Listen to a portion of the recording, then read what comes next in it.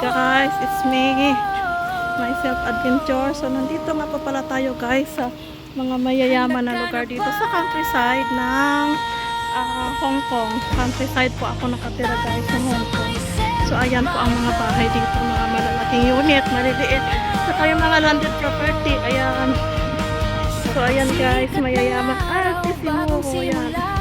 Ano yan, parang mga European, mostly dito mga European ang nagtitipilap dito. So ayan, dito po nga pala yan guys. So dyan po yung may City University. Yan yung mga bahay, malalaki ang mga unit. Maliliit lang na plot yan guys, pero maliliit lang siya na building, pero malalaki ang mga unit dyan. Saka dito yung mga landed property. Grabe!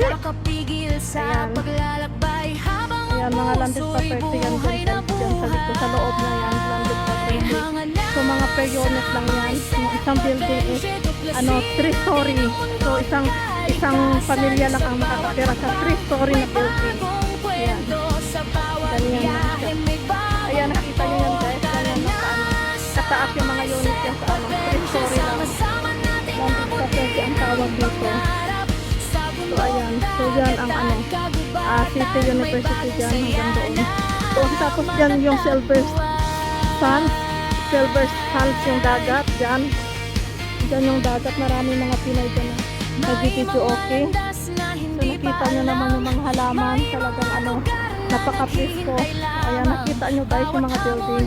Maliliit lang siya na story, pero maliliit lang na story siya. Pero malalaki ang mga unit dyan. Malalaki ang mga sala nila, ganyan.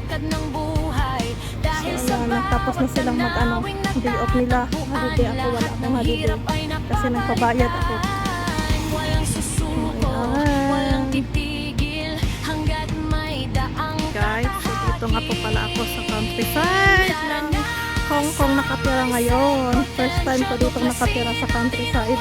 Dito sa Mausyan. Ayan. So ayan ang mga bahay guys. So, madiliit lang yung mga bahay dito. Saka mostly dito mga puti ang nakatira. Saka yun, pero malalaki ang mga plot. Ayan, ang gaganda malalaki ang mga plot dito. Talaga mag-gusto dito kasi maano siya. Yung mga halaman, lumilipad siya. Ayan, mapresyo ang mga puno. Talagang inaano nila pinipreserve. Yan sa dulo, titingnan natin doon sa dulo kung anong meron. Yan, malalaki ang bahay dito guys. Malalaki ang flat. Ang ganda ng bulaklak Ang kulit ng alaga Ang kulit, ayan guys, yung alaga ko nga pala si Kapi. Makulit. Silver Sands. Ang ganda dyan sa loob. Yan. Mga puti din yung mga nakatira. Yung mga mayayaman talaga. Silver Sands.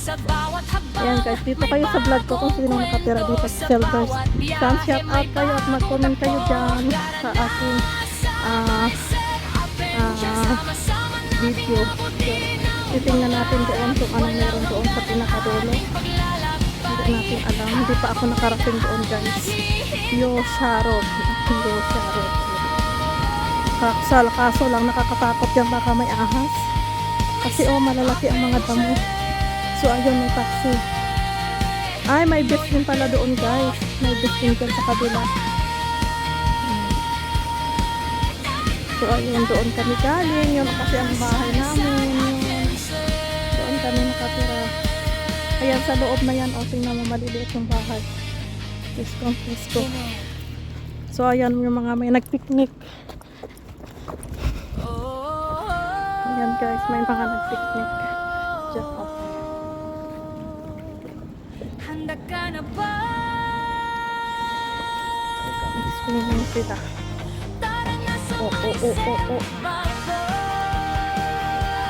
Nice hair.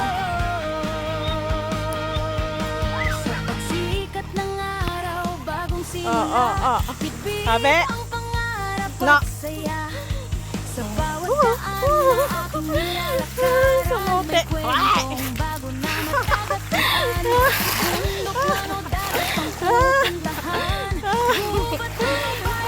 Sabi sa pani. No.